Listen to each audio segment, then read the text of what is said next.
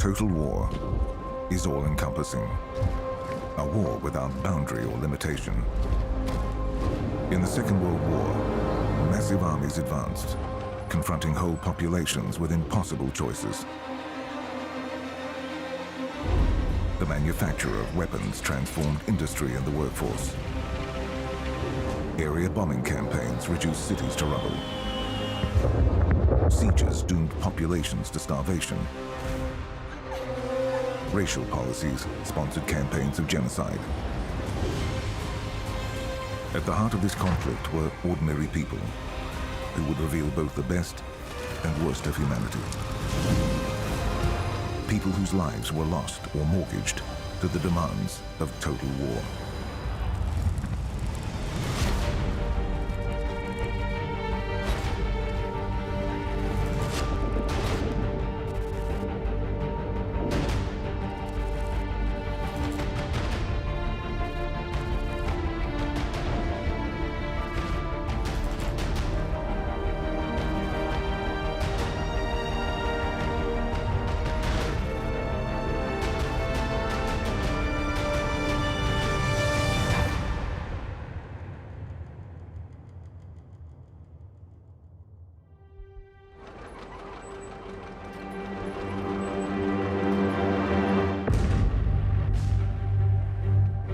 To fight a total war, munitions industries had to be revitalized, populations mobilized, and economies refocused towards war.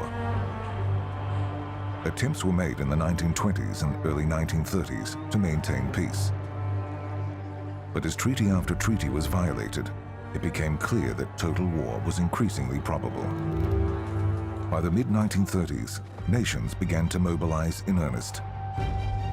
So right through the interwar years, people are very aware that a new total war will require mass mobilization. Indeed, this is one of the fears people had, that another great war would have tremendous economic as well as political and ideological consequences.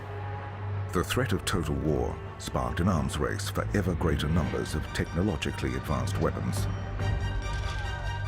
Total war would be fought in the factories as well as on the battlefields, by workers as well as soldiers.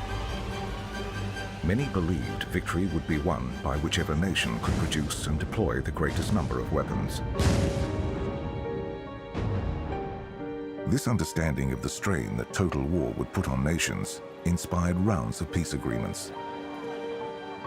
In the 1920s and early 1930s, a series of conferences and agreements were created in the hope of maintaining peace and preventing an arms race.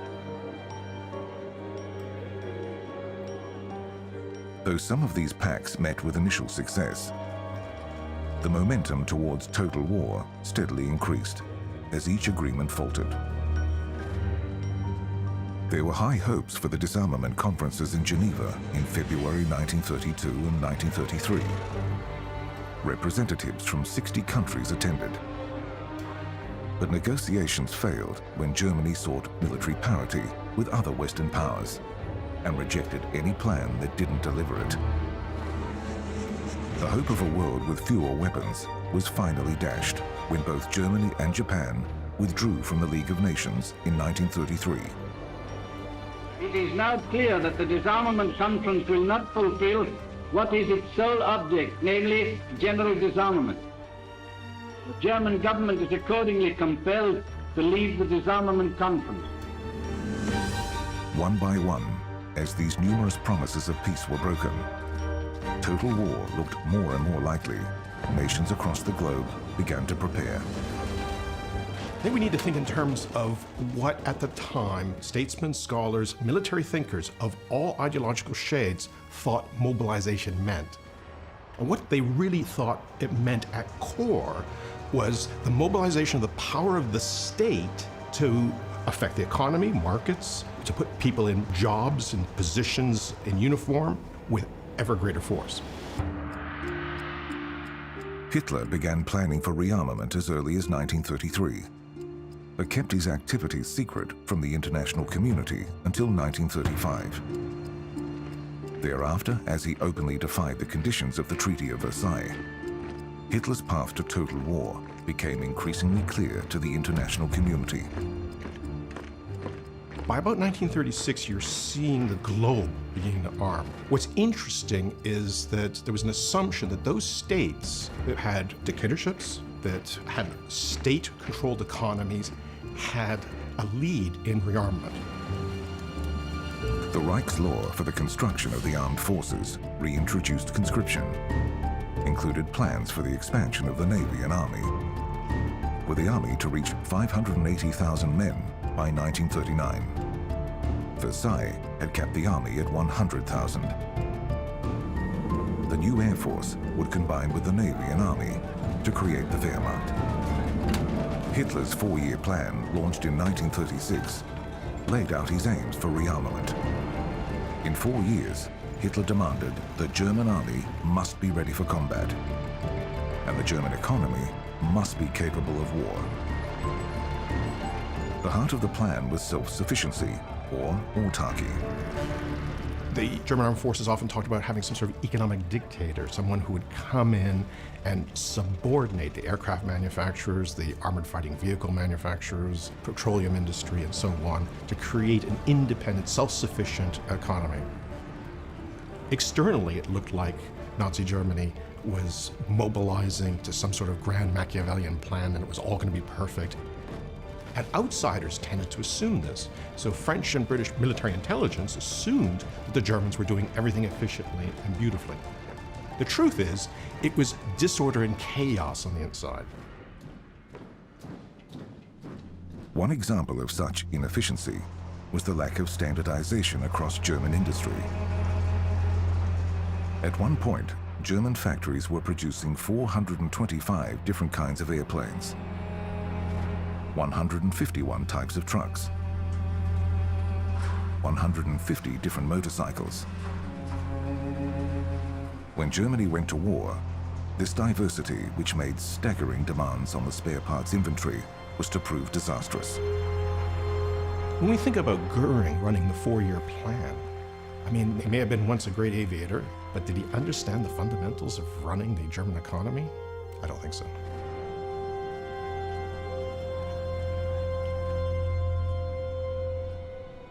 In response to the increasing threat of war, Britain followed a dual strategy of rearmament and appeasement. These diplomatic solutions sometimes came at a cost to others. Germany invaded Austria in March 1938. The Union, or Anschluss, was confirmed a month later by orchestrated plebiscite, returning a vote 99.7% in favor. Britain did not see the Anschluss as a threat, so did not oppose it. The Saar region had also been returned to Germany following a plebiscite in 1935. Joy day in the Saar.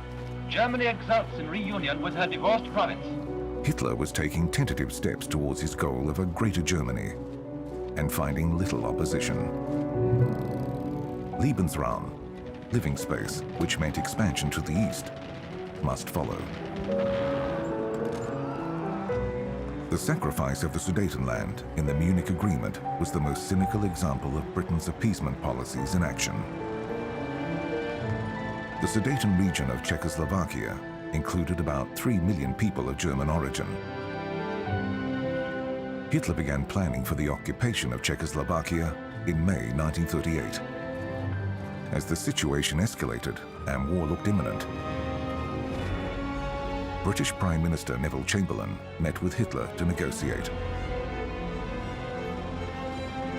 After a series of negotiations, a four-power conference was held to decide the issue. In September 1938, the leaders of Britain and France complied with Hitler's demands. The Sudetenland was surrendered to Germany in exchange for a hollow promise of peace. Britain was very much influenced by its experience in the First World War. The cost in blood and treasure had been so great that there was a feeling that if in any way they could negotiate a war away, that is, appease Hitler in particular, they would do it.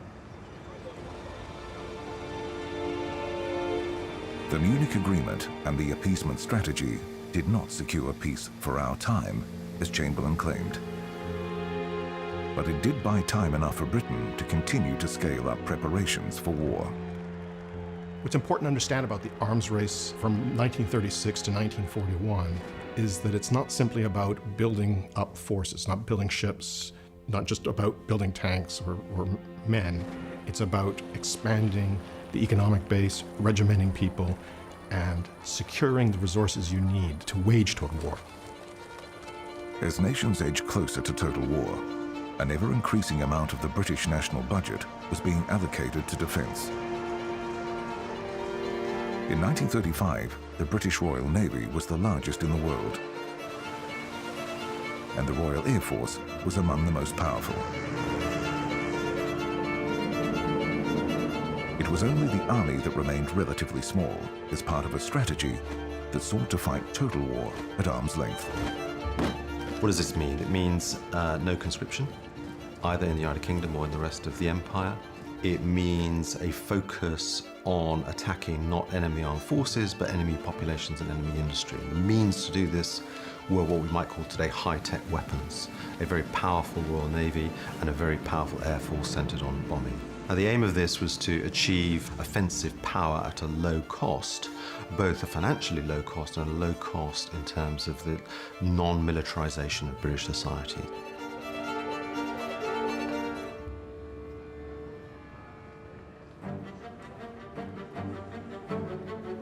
The French invested in defence. Work began on the Maginot Line in 1930. This heavily fortified defensive barrier running parallel to the border with Germany would repel an invasion and prevent repetition of the catastrophic losses of the First World War,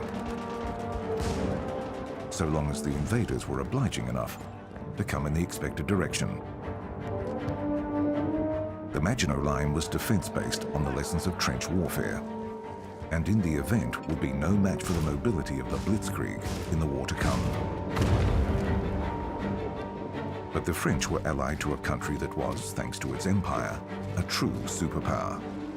The two greatest empires in the world, the French Empire and the British Empire, were united and could quite reasonably anticipate emerging victorious over Germany should there be a war with Germany.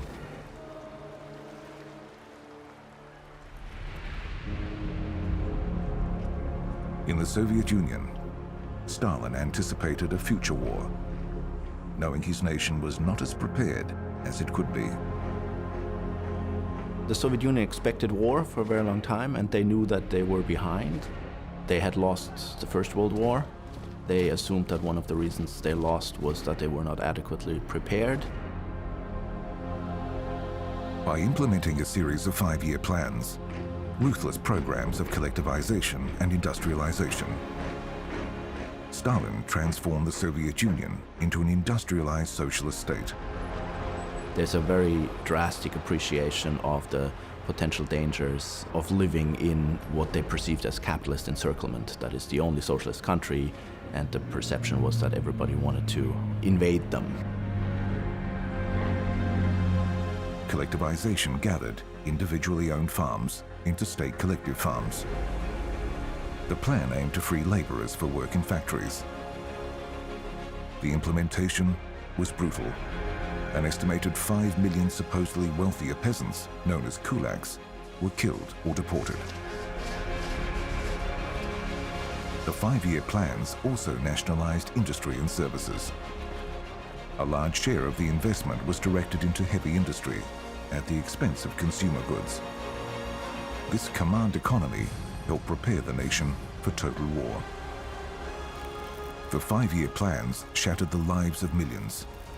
They also militarized the Soviet Union so that it was better prepared to fight a total war than it might otherwise have been.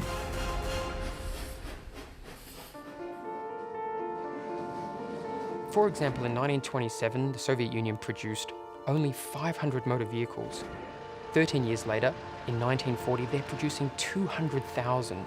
It says a lot about the 5-year plans that Stalin initiates and just how heavily focused they were on heavy industry and on armaments. This is key to surviving the German invasion of the Soviet Union. When the Germans launched their invasion of the Soviet Union, Operation Barbarossa, the gaps in Soviet preparations for war became clear. But we must also be careful in looking at Soviet production, the material itself does not account for military effectiveness. In other words, we shouldn't confuse the two. You need a full system of war to truly utilize all of this production, and that means good doctrine, good training, and good command culture. The leadership of the Red Army had been severely compromised by the 1937 purges, in which some of the Red Army's greatest leaders had been charged with involvement in a Nazi-Soviet plot. Thousands were executed, and tens of thousands discharged from their positions. The Great Purge seriously weakened the army as the nation prepared for total war. But the Soviet Union was able to hold against the German invasion because it mobilized its resources and population so effectively.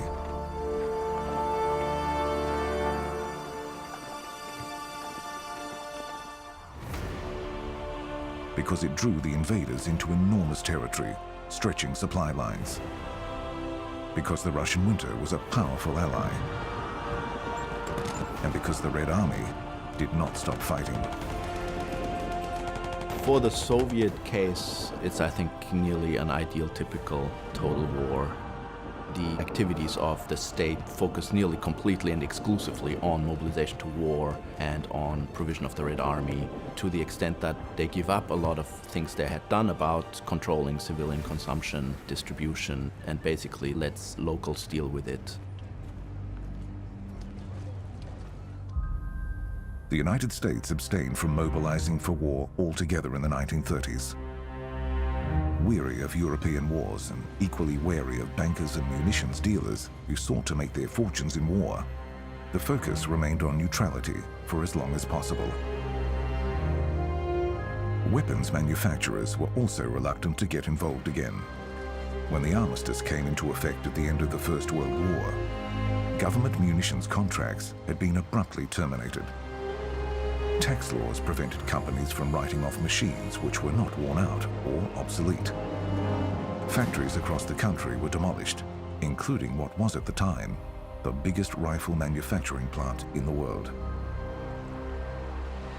On the other hand, as Europe darkened over the 1930s, you had an increasing group of people who thought that the safety of the United States was very much tied up with keeping Europe out of war. And so therefore, the difficulty of the United States in the 1930s was with the Depression, when 1/3 of the country was out of work for a considerable time, and the fact that because of this, the US didn't really have a foreign policy in the 1930s. No one really knew what they wanted to do, or if they did know what they wanted to do, they weren't sure they could actually accomplish it. So moving towards the Second World War in the United States, you had a lot of confusion. In September 1939, one poll suggested that at least 2/3 of the population had no desire to provide aid to the Allies. But within a few short years, the United States was transformed from an isolationist nation intent on neutrality to the arsenal of democracy. To create the arsenal, President Roosevelt ramped up the defense budget. We must increase production facilities for everything needed for the Army and Navy for national defense. The most prominent examples was the Second Naval Expansion Act signed by the President in July 1940, which granted $4 billion towards construction for the Navy. In December 1940, a year before the United States declared war, President Roosevelt made it clear that to preserve American independence against the Nazi threat, American production had to mobilize. Rearmament was essential. Providing weapons to the nations fighting against the Nazis would, Roosevelt hoped, enable the US to stay out of the fight. The distribution of the arsenal began with Lend-Lease. Lend-Lease was put in place because President Roosevelt, and then gradually other members of the administration, the Congress, decided if the United Kingdom, and indeed the Empire, was not supported, it was going to go under. One of the isolation laws had said no one could buy anything unless they bought it with cash and carried it back in their own ships. Well, increasingly, Britain didn't have any cash.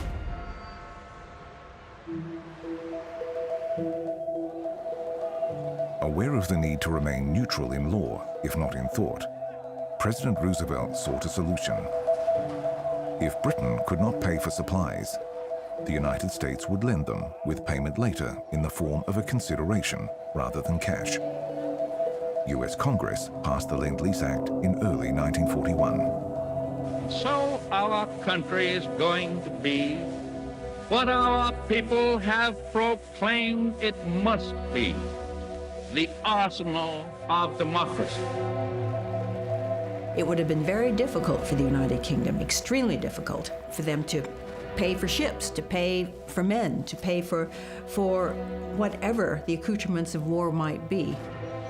And of course, Russia was in that sense the same. The United States gave food, and it gave munitions, it gave steel, it gave all sorts of things that these countries could not have produced. Lend-Lease ultimately extended some $50 billion in assistance to as many as 40 nations, including Great Britain, the Soviet Union, China, and British Commonwealth countries. But the policy was not purely altruistic. The thing is, although Churchill called it the most unsorted act in history, and in a sense it was, on the other hand, the United States during the war used Lend-Lease to impose a lot of policies on the United Kingdom, for one, that were very hurtful. Lend-Lease, as far as I'm concerned, was also for the United States a weapon, a real weapon, to try to replace the pound with the dollar and to replace Britain as the major financial power in the world with the United States. And of course it worked.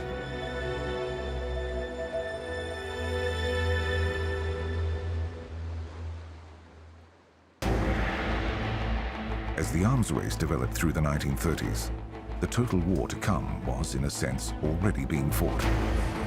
The outcome of the war was determined as much on the factory floor as on the battlefield. Production was vital for victory. As the major powers prepared for war in Europe, production increased exponentially. Factories went into overdrive. In 1933, for instance, Britain produced 633 aircraft.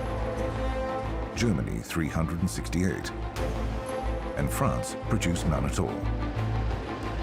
The Soviet Union, in comparison, produced 2,595 aircraft.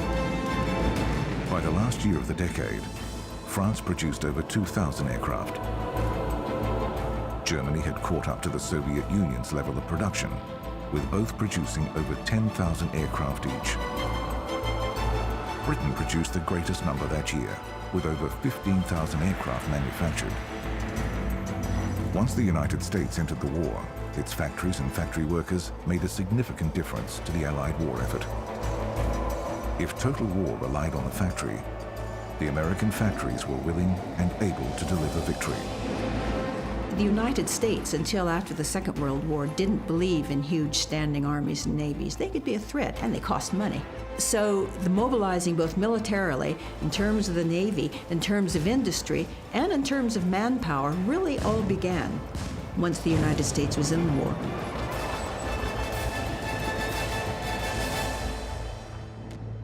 Americans are preparing with all possible speed to take their places on the battlefronts.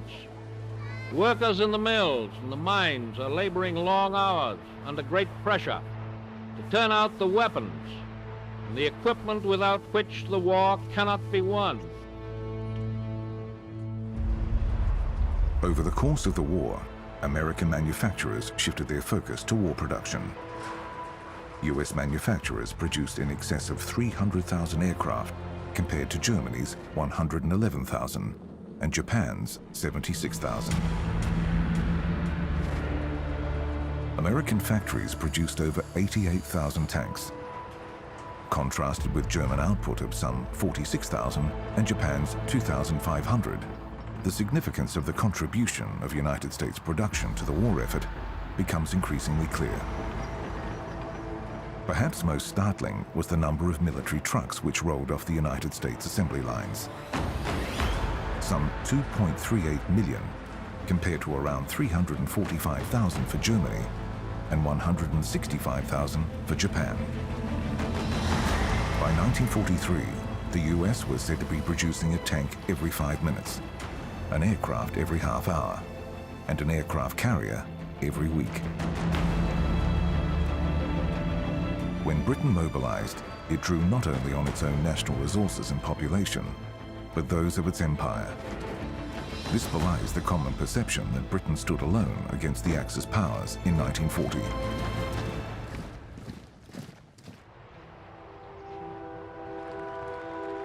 After the Second World War, many Britons prided themselves on having mobilized more than any other nation. That's to say, the United Kingdom had a higher proportion of soldiers plus arms workers to total population of any belligerent nation. In fact, that is a very misleading statistic. The reason the United Kingdom was able to mobilize so much was that the British Empire and the United States wanted it so mobilized and supported it with raw materials and with food so that it could do precisely that. Canadian industry contributed vehicles, weapons, ships and aircraft. Over the course of the war, Canadian factories produced more than 800,000 military transport vehicles and 16,000 military aircraft. The extent to which the United Kingdom could wage total war was contingent upon the efforts and commitment of the people of the British Empire. If one looks at the case of the Soviet Union, or indeed Nazi Germany, there we see a much greater commitment to war. But the extent of mobilization in terms of people at the front or in the arms factories is limited by the fact that these countries have to grow their own food. They have to produce their own raw materials. Germany also relied on the work of forced laborers to sustain its war effort. The number of slave laborers Germany pressed into service in 5 years was at least equal to the number that crossed the Atlantic during almost 400 years of the slave trade. Food and raw materials were vital to waging total war. For nations which relied on imports for food supply, this could present considerable problems. Really, the root cause of the war start way back in the 1870s when the European populations start to shift away from a grain-based diet towards a meat and milk-based diet. And that means you have to import a lot more fodder to feed the animals to produce the meat and the milk and so on. And for Britain, that's fine, but that was a real problem for Germany.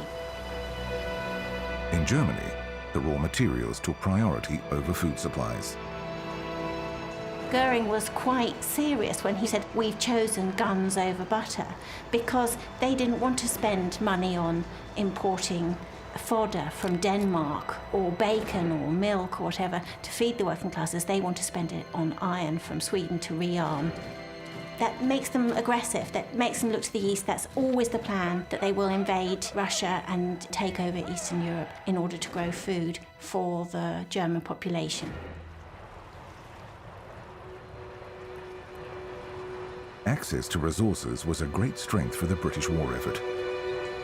It did not have to rely solely on internal resources to prosecute the war. But it also made the nation vulnerable. Imports traveled by sea. The support offered by the US through Lend-Lease would have come to nothing if maritime supply lines were compromised. The German Navy sought to use U-boats to blockade, starve, and ultimately defeat Britain. The fight to secure the supply lines against German U-boats was known as the Battle of the Atlantic. It was the vital logistic battle of the war. Whether it failed or succeeded on either side really determined the course of the war, and how well it was going profoundly influenced what each side could be doing in other campaigns. German U-boat commander Admiral Karl Dönitz fought the Battle of the Atlantic with total war in mind. But he also faced competition from other arms of the German military for men and resources. Dönitz saw the Battle of the Atlantic as a tonnage war, a race between the number of ships his submarines or U-boats could sink. and the speed with which the Allies could bring new ships and crews into production. It's usually thought that the main impediment to British imports were the submarines that were attacking merchant ships in the Atlantic. In fact, really the main impediment was the lack of merchant ships. More and more merchant ships were needed because trade routes had become very much longer. And the threat of submarines meant you had to convoy ships together in large numbers, which delayed the movement of ships. So it's not the submarines themselves that are significant, it's the potential effect of submarines. At the height of the U-boat campaign, the wolf packs stalked Allied convoys and ravaged ships. The Allies lost 575 ships to the U-boats in the last 6 months of 1942.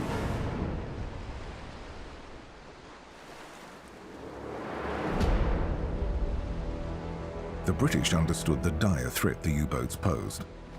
The campaign had the potential to starve both war industries and the population. It had the potential to bring the nation to its knees. In 1943, Winston Churchill asserted in a statement to the House of Commons that the U-boat warfare takes the first place in our thoughts. In May, the German Admiralty made extreme exertions. To meet this, the British, American and Canadian forces of the sea and air hurled their strength upon the U-boats. The Allies fought the U-boats with a combination of radar, aerial patrols, convoys and mine laying. The turn of the tide was the result of a whole combination of things. It was the result of the continuing evolution of the intelligence system. It was the result of the increase in strength of the escort forces. It was the result of technological developments. Coastal Command hunted the U-boats from the air, dropping depth charges if and when they encountered their enemy. Searching miles and miles of ocean for a shadow beneath the waves was a monotonous task which required significant physical and mental endurance for the crew to keep alert for hours at a time. The German U-boat campaign ultimately failed. Although the Royal Navy and Merchant Marines suffered considerable losses, Britain's supply line was never completely cut. Germany realized too late that the campaign could have been a winning strategy.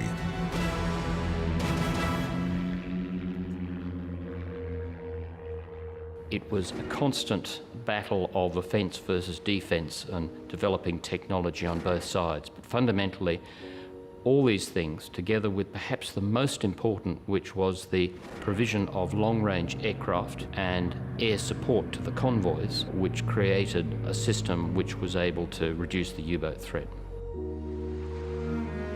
The merchant ships delivering supplies across the Atlantic, the aircraft protecting convoys from above, or hunting U-boats to secure the supply lines, all relied on labour. Labour is a necessity of total war. Without it, the voracious war production machine would be starved. Not only at sea, but on land and in the sky.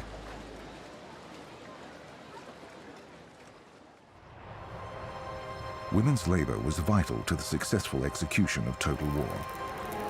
But the extent to which it was used in different nations at different times in the war varied considerably. Women increasingly filled the gaps in the fields and on the factory floor, left by men on active service. Sometimes women took these roles by choice. Sometimes they were compelled to do so. You've got this massive involvement of the civilian population in a way that has never happened before.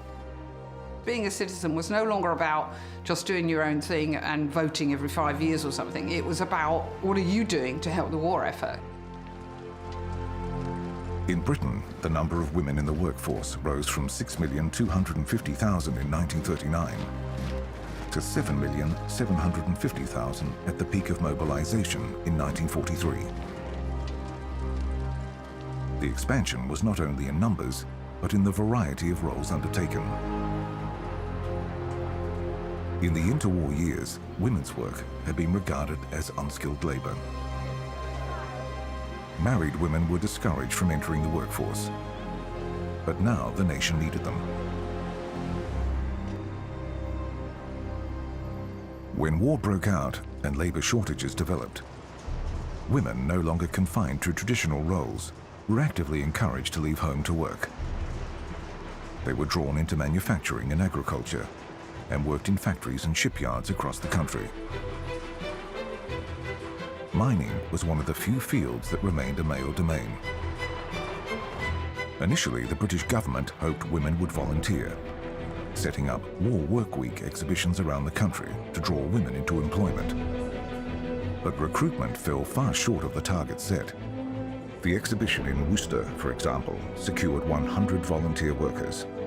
It had aimed for 2,000. For some women, balancing work and family was the sticking point. The jobs on offer rarely catered for part-time hours. Nonetheless, to sustain the war effort, the nation needed workers and volunteers from all quarters of society. If you think about the war effort, you know, the absolutely massive amount of production for the uniforms, the meals, the weapons, and it's just not enough people going into industry. As the war progressed, various pieces of legislation mandated women's work.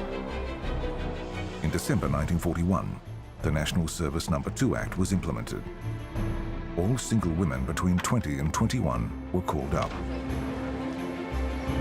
Married women were exempt, but could volunteer.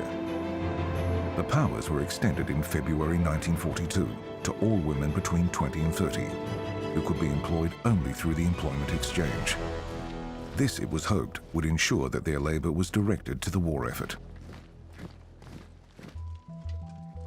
So they directed you, you had to go, and I think people don't appreciate what that actually means, because you were placed in a factory. You have no power to leave, because you're committing an offence if you leave. And of course, that's why some women took time out, or they were very slow at what they did, because they didn't really want to be there. Balancing the needs of total war and the needs of family at home was a point of tension for many women. But for others, the war provided an opportunity to undertake roles they could not normally do. Economic motivation was also common. Many women with children did go into the war effort because, you see, the government paid these things called separation allowance. So a wife would probably only get 30 shillings a week, and that was not enough to pay rent and bring up your children. So most women had to work anyway.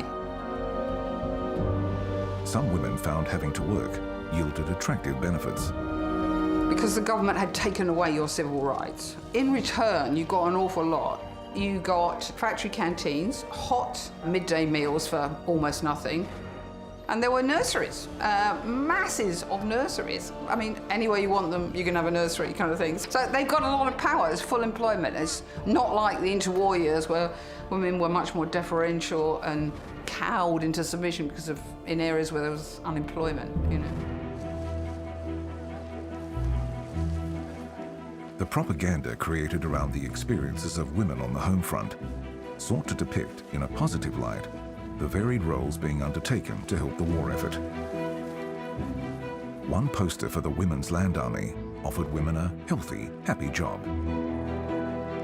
This kind of propaganda was essential in mobilizing women for total war. You know, there are various kind of tropes or stereotypes which were pushed about. The most obvious one is the long-suffering housewife who's got multiple children. She's juggling everything all the time because she's got to manage on these rations and so on. And then there's the kind of Rosie the Riveter type, the munitions worker who is in the factories, and she may be taking on work similar to what men did, and she's a kind of tough cookie. And then you've got the girlfriend. Glamorous, you know, it's beauty before duty. So she's not going to let the war drag her down, and she's going out and enjoying herself.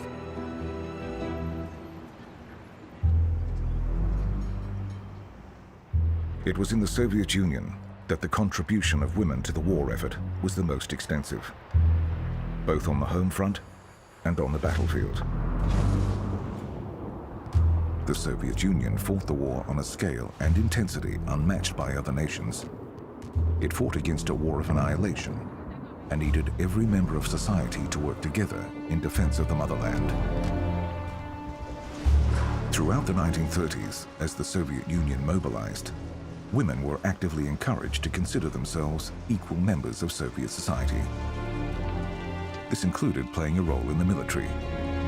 It was very common, in fact, for women to be encouraged to acquire physical skills and military skills, including parachuting, skiing, shooting skills, and so forth, so that in any forthcoming war they could participate equally with men in armed conflict. Propaganda in films and newspapers actively promoted women as full participants in the military. Following the German invasion, the Red Army recruitment centers were inundated with women volunteering to do their bit, though they were not always welcomed. They found they would encounter, let's say, male military recruiting officers who would just tell them, as the phrase went, war is not women's business. So the social reality versus the imagery of what women could really achieve in the Soviet Union at that time was, well, it was a long way apart. Despite the attitude of some military men, the Soviet Union was fighting a total war, and it needed women. Somewhere between 800,000 and 1 million women served in the military, many in traditional roles such as nursing, but others served in units which shattered gender stereotypes.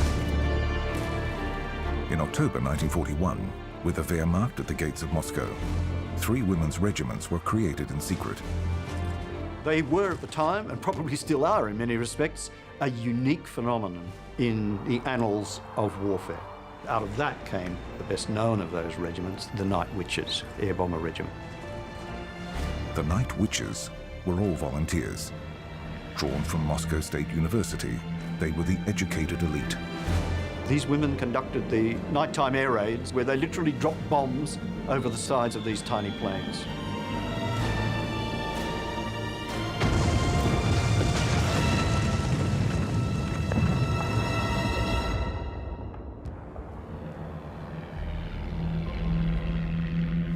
They won proportionately more heroes of the Soviet Union, the Gold Award, the pinnacle of awards, than just about any other unit of the Red Army. If the Night Witches were shattering gender expectations from above, snipers were doing the same on the ground. Expertly trained, they took on a dangerous and difficult task. They would go through rigorous training and then be deployed to usually all-male units as a group of women, or with other male snipers on the front line. Their task was to kill, point blank, as many of the enemy as they could. And there's a most famous, emblematic figure, again, who comes out of this, a woman by the name of Pavlichenko, who was credited with killing 309 enemy soldiers. She was a crack shot.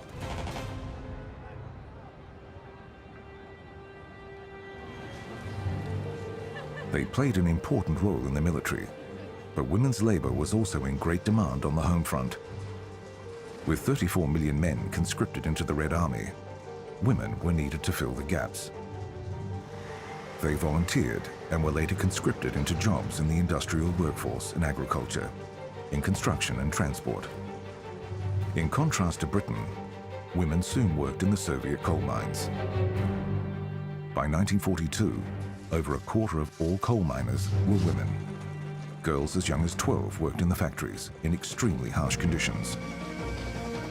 We're talking about circumstances where food was in desperately short supply, where you were expected to work 10, 12 hours a day in a factory, 7 days a week if need be, to produce munitions or equipment or whatever was required for the military. Food was so scarce, rations were so poor that people were dying in the factories from overwork. All of this while they were expected to attend to their children, tend to the elderly, tend to the sick. Labor was also extremely scarce in the agricultural sector. Machinery and horses had been commandeered for the war effort. Women's labor powered the plow and ensured food supplies for the armed forces and the urban population, with no guaranteed rations for themselves. So on their shoulders, really, the home front effort certainly depended, again, in the most arduous circumstances. In Germany, the needs of total war conflicted with the Nazi ideology. Under the principle of Kinder, Küche, Kirche, children, kitchen, church, women were to remain at home in their traditional sphere. Despite the ideology, millions of women were already working in Germany when the war began.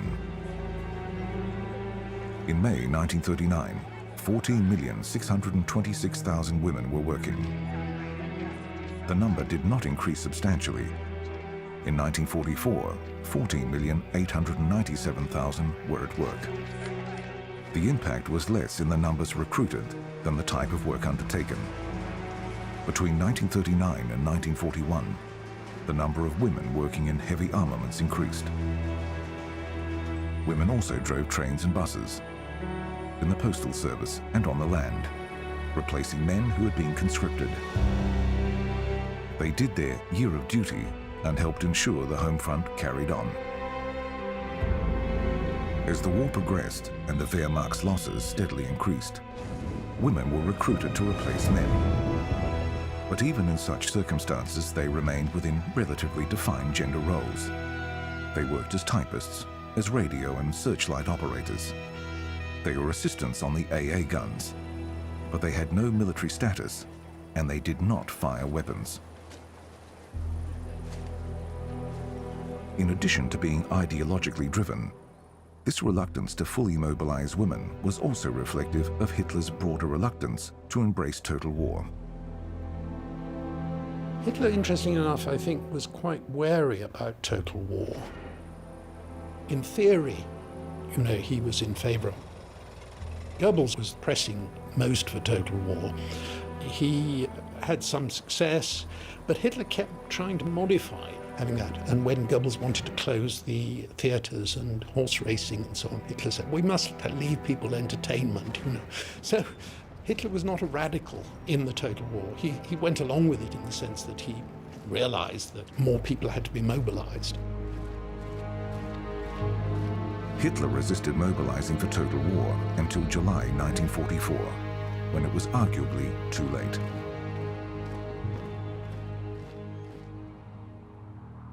As was the case in Germany, Japan struggled with the dichotomy between women's traditional gender roles and the needs for mobilization in total war.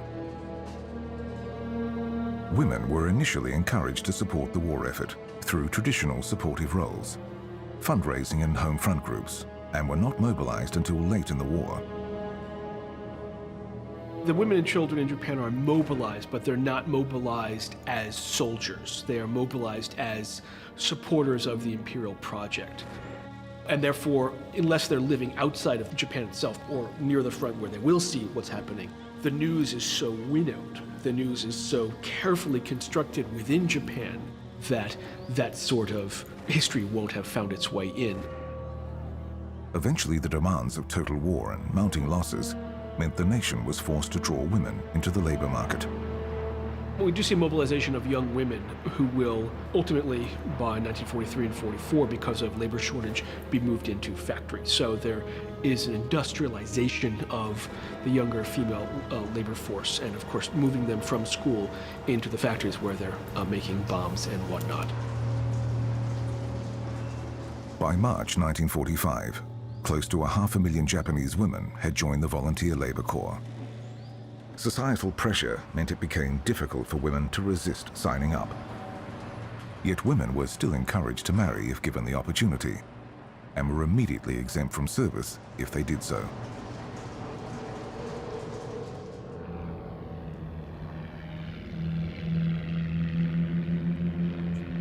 As air raids on Japan became common, and defeat seemed more and more likely, women were drawn into home defense.